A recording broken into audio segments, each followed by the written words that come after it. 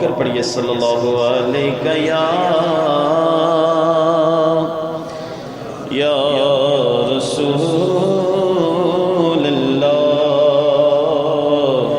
وسلم علیک یا حبیب اللہ۔ جو کلام پڑھنے کا حکم ملا ہے وہ بنیادی طور پر تو اعلیٰ حضرت کا کلام ہے، اور علماء فرماتے ہیں کہ اعلیٰ حضرت کا جو کلام ہے یہ اگرچہ سمجھ میں نہ بھی آئے ہو سکے تو پڑھا کریں، اگر پڑھا بھی نہ جائے تو سن لیا کریں، کیونکہ اسی سے عشق مصطفیٰ میں اضافہ ہوتا ہے۔ اس کے ساتھ پہلے 3 مصرے جو ہیں وہ پیر نصیر الدین نصیر شاہ صاحب رحمۃ اللہ تعالیٰ علیہ آپ نے جو ہے وہ تحریر فرمائے ہیں۔ بہت ہی پیارا کلام ہے اور اپنے عقیدے کا کلام ہے، توجہ سے سماعت فرمائیے گا۔ یہ وہ سچ ہے کہ جسے ایک جہاں مان گیا، کیا کہ در پہ آیا جو گدا بن کے وہ سلطان گیا، ان کے انداز نوازش میں قربان گیا۔ یہ مل کر پڑھنا پڑے گا۔ ان کے انداز نوازش میں قربان گیا، ان کے انداز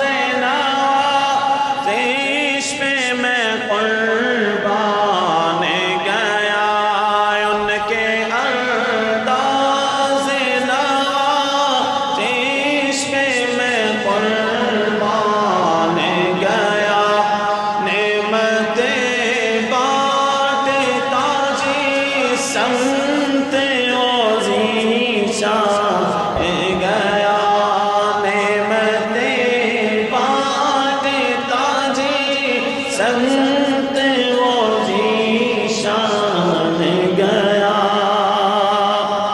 ساتھ ہی منشی رحمت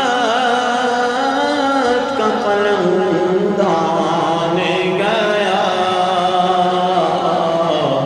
نعمتیں بانٹتا جی سمت وہ ذیشان گیا۔ یہ نعت مصطفیٰ صلی اللہ علیہ وسلم کے جو الفاظ ہیں وہ کچھ ہیں تو مشکل، لیکن میں حسن ظن کرتا ہوں ماشاءاللہ قبلہ علامہ صاحب کی مسجد میں آپ یقیناً ان کو سننے والے ہیں، تو ان الفاظ کی جو وضاحت ہے وہ کرنے کی ضرورت نہیں۔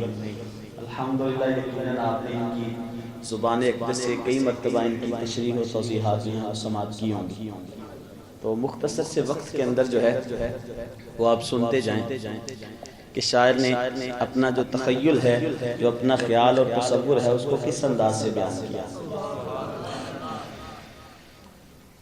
شاعر لکھتا ہے، آقا تیری چاہت کا عمل زیست کا منشور رہا، تیری دہلیز کا پھیرا میرا دستور رہا،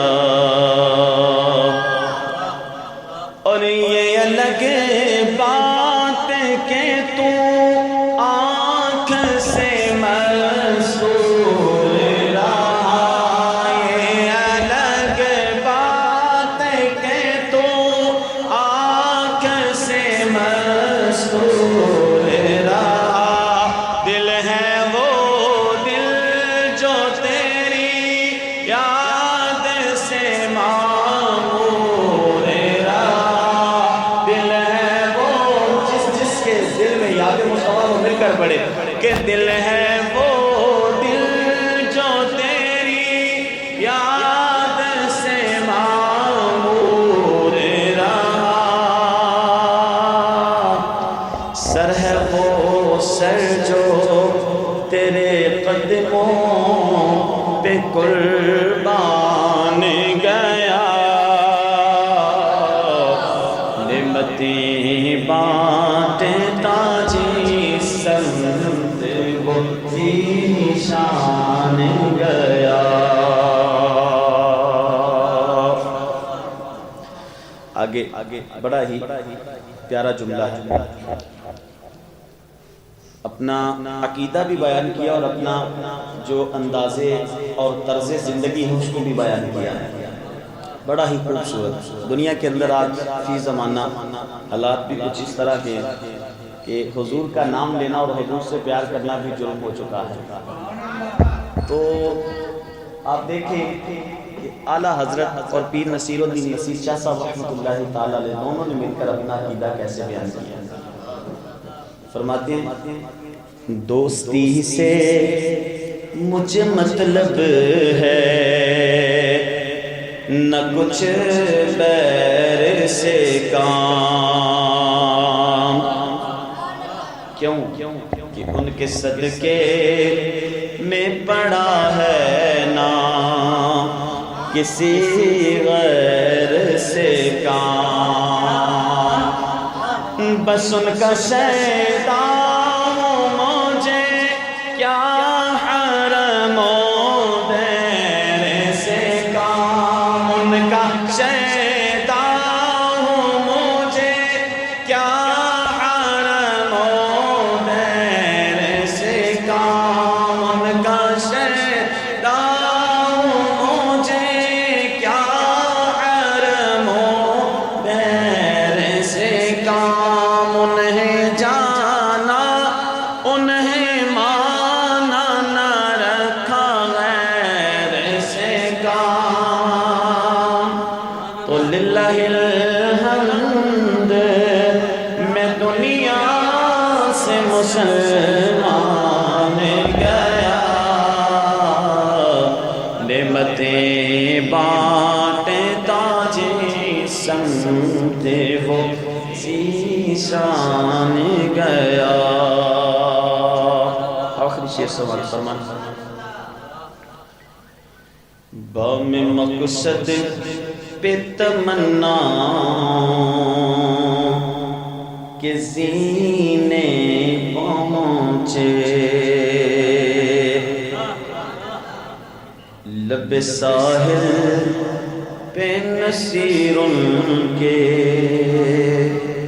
سفینے پہنچے، جن کو خدمت میں بلایا تھا نبی نے پہنچے، جن کو خدمت میں بلایا تھا نبی نے پہنچے، اس نے بھی مدینہ دیکھ لیا، اس نے بھی مدینہ دیکھ لیا، یا رسول اللہ یا حبیب اللہ،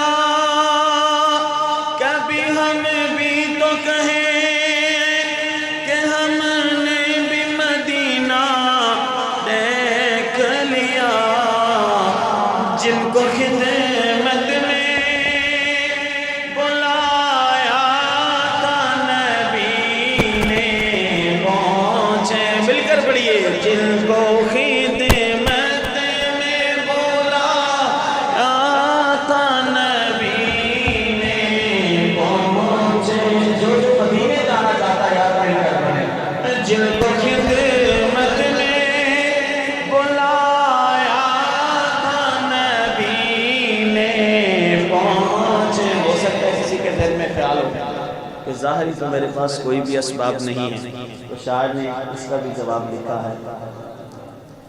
کہاں کا کہاں کی دولت، کہاں کا منصب، قسم خدا کی ہے یہ حقیقت. جنہیں بلایا ہے مصطفیٰ نے، وہی مدینے کو جا رہے ہیں. جن کو خدمت میں بلایا تھا نبی نے پہنچے. جن کو خدمت میں بلایا تھا نبی نے پہنچے.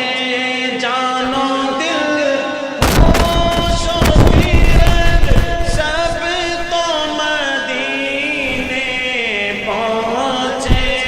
جانو دل ہوش و خیرت سب تو مدینے پہنچے. تم نہیں چلتے رضا سارا تو سامان گھر